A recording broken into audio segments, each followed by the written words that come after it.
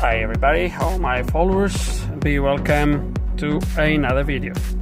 As I was trying to scan the car, I had no communications with engine ECU, suspension control module, I can't remember now guys, you have now ABS light as well, which I don't think was on earlier. And I actually have what looks like a good CAN communication. So I took this here completely out of the case, but yeah, so this fuse over there was blown. Now this fuse feeds my throttle body. I have communications. As you can see, my VIN number is wrong. I have all these faults. Obviously I have the throttle body disconnected.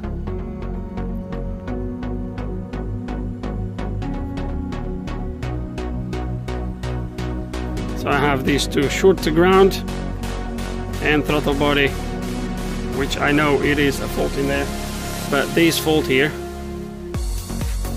I'm not really sure what to do with this. It might be that I have a fault ECU, and that's all it is really.